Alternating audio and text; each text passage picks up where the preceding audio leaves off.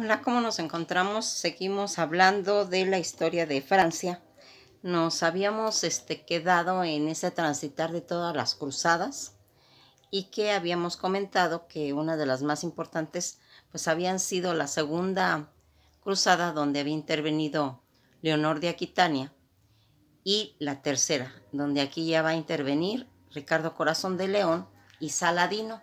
Todo caminar que tenían era por lograr volver a recuperar Jerusalén, pero en realidad nunca se recuperó. Se va haciendo puros invasiones, expansiones y saqueos. Eso es lo que en realidad va a hacer las 8 cruzadas, y que por ahí se intentó una novena.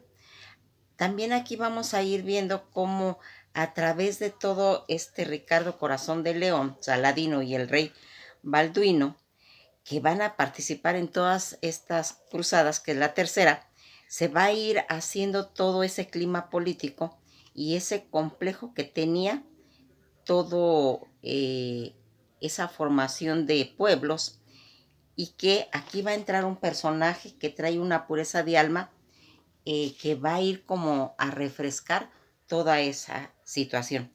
Nosotros estamos hablando de que estaba todo ese ambiente de que todos se iban a las cruzadas, que todos estaban pues queriendo participar en cierta forma de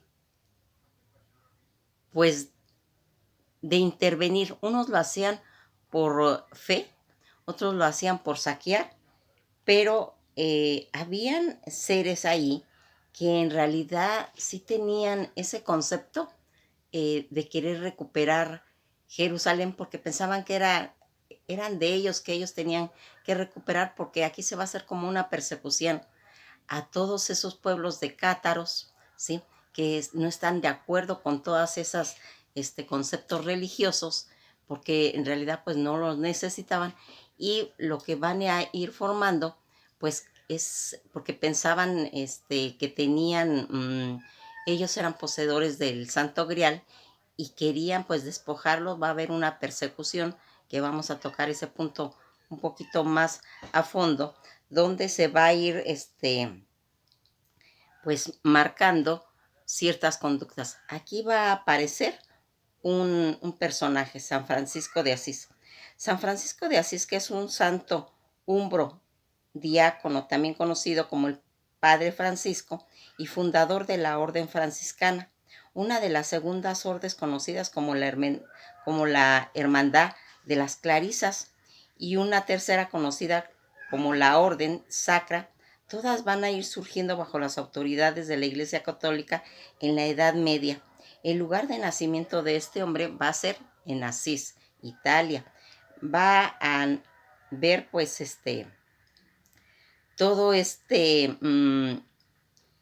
canonizaciones que se van a tener posteriormente a su imagen, que se va a originar el día 28 de julio de 1228 en Asia por el Papa Gregorio IX, y que va a marcar toda esa orden franciscana. Aquí vamos a ir viendo cuáles son las situaciones de San Francisco de Asís. San Francisco de Asís, las virtudes que empezó a poseer es que él empezó a casarse mentalmente con la pobreza y a querer él pues participar, a ayudar a la gente humilde, a la gente pobre, y pues va a enseñar con la práctica de la virtud, básicamente en la sabiduría, la simplicidad de la pobreza, la humildad, pero ante todo la caridad. Las cosas que él va a ir haciendo en su vida de oración fue muy profunda, y lo que era primordialmente en su vida fue fiel a la iglesia y al papado, y él va a fundar el orden de los franciscanos de acuerdo con los requisitos de la iglesia, y les pedían a los frailes que obedecieran a los obispos, y va a enseñar a vivir cerca de Dios y a dejar todas esas cosas materiales. Esos valores que va a tener San Francisco de Asís, que vive su vida ofreciendo sacrificios a Dios, va a enseñar a vivir con sencillez y con amor a Dios, y va a empezar a encontrar en la pobreza la alegría que para en esa época era tan importante. Aquejándose de ceguera y fuertes padecimientos, pasó sus 2 últimos años en Asís, rodeado de fervor de sus seguidores. En 1228, apenas 2 años después de ser canonizado, el Papa Gregorio IX, que lo va a colocar en la primera piedra de la iglesia de Asís, dedicándolo como santo. Fíjense en que él, en una ocasión, él dice que tuvo como una aparición donde Cristo, donde Dios le da el mensaje de que tiene que empezar a edificar iglesias, y él le va a agarrar a su papá, que es un comerciante, va a agarrar para ir a edificar una iglesia, y su papá pues lo castiga como que fuera un ladrón, lo encierra, y después de todo eso, él empieza a agarrar conductas ya más quitadas de todo ese materialismo, y va a empezar a fundar las iglesias, pero ya sin dinero, sin nada, y va a empezar a pedir piedras para edificar esas iglesias. Y pues la gente al principio pues se extrañaba de la rareza de lo que él estaba haciendo, pero después van a empezar a contribuir y le van a empezar a ayudar para que pueda hacer eso. Su madre de San Francisco de Asís se llamaba Pica de Boulemont. Ella, fíjense en lo que va a hacer, ella le va a enseñar que tiene que ser noble, porque él también estuvo participando siendo soldado, ¿sí? Y aquí va a empezar a entrar ese cariño, porque él le daba como repulsión la lepra, le molestaban los pobres, y cuando él empieza a hacer todo ese transitar a través de su fe y de sus creencias, empieza a abrazar a los leprosos y ayudar a los mendigos. Pero una de las cosas más fundamentales es que él empieza a acercarse a los animales. San Francisco de Asís, entre la multitud de frases célebres que se va a anunciar, es el fundador de esa orden franciscana, pero se va a destacar con los animales porque los llama hermanos. Y yo no me como a mis hermanos, comentaba él.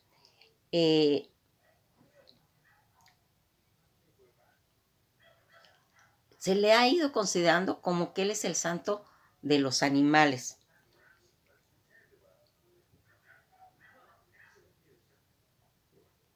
Fíjense, aquí vamos a ir viendo una cosa, porque cada vez que él va transitando entre los conceptos de humildad, él se va dando cuenta que todas las cosas materiales van corrompiendo el espíritu del ser humano, y que van haciendo que el ser humano viva nada más para satisfacer pues todas esas, se podría decir en sus conceptos, los pecados capitales, y él quiere tener una purificación en tanto a ese comportamiento pues más espiritual, y que va a ir haciendo alrededor de todo eso. Fíjense en que decían que él hablaba con los animales como una forma de mostrar un poco de respeto a él. Se consideraba pues siendo como igual. Aquí nosotros vamos a ir pues haciendo ese resumen de ese comportamiento y de esas enseñanzas. Su vida de oración fue muy profunda y era pues casi primordial para lo que él estaba pues enseñando a la localidad, a los valores, a lo que él consideraba como una forma de comportamiento, porque en esa época él hablaba en idioma provenzal y hacía las oraciones en ese idioma, en las que va a irse haciendo pues como un icono para quitarse de todo ese salvajismo, porque se recordarán que en las cruzadas pues todos iban matando, iban robando, iban saqueando, y va a ir fomentando toda esa situación. Su nombre de nacimiento es Giovanni di Pietro Bernardone, ¿sí?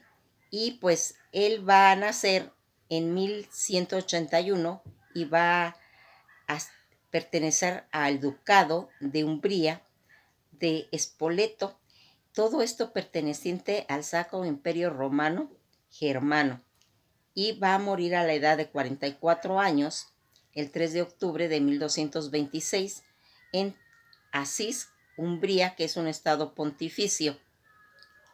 La religión que él pues manejó pues fue la católica, y los cargos que él ocupó en ese transitar fue ministro general de los franciscanos y custodio de la tierra de la Santa Sede en 1219, canonizado, ya les comento, por el Papa Noveno, y se le va a dar una festividad el día 4 de octubre para impresión de los sacros estigmas de San Francisco, que sería el 17 de septiembre. Los atributos que él va a tener aquí son esos estigmas, calaveras en representación no solo del rechazo a la vida o del placer, sino también de la hermana muerte, o el hermano lobo, o las hermanas aves, venerado en todas esas iglesias anglicanas, luteranas, evangélicas, americanas. Lo van a conmemorar y le van a hacer patrón de los animales, del ambiente, de los comerciantes, pero particularmente fabricante de telas, de sastres y tejedores, tanto en Italia, en Perú, Filipinas y Quito y Ecuador. Los milagros que va a hacer en Ecuador se van a ir reflejando porque es una creencia que se maneja en esos santuarios. Un alumno que él tuvo fue Bernardo di Civitaglie y Giovanni de Pian de Capella, que van a ser los que van a ser los seguidores. De ser el hijo de un rico comerciante de la ciudad en su juventud, pasó a vivir bajo la más estricta pobreza, observando tanto el Evangelio. En Egipto intentó infructuosamente la conversión de musulmanes a cristianos, porque esa era una de sus finalidades. Su vida religiosa fue austera, simple, por lo que animaba a los seguidores a hacer de igual manera, de tal forma de vivir y aceptando los nuevos miembros que en esa corte se estaba haciendo, conocido en la historia de la estigmatización visible y externa. Aquí se vamos a ir viendo todos esos contextos que tiene en la religión. ¿Por qué se marcó este santo? Porque es el que va a ir haciendo ese enlace, porque se va a empezar a formar la Santa Inquisición. Esto ha sido todo por hoy y nos veremos en el próximo video.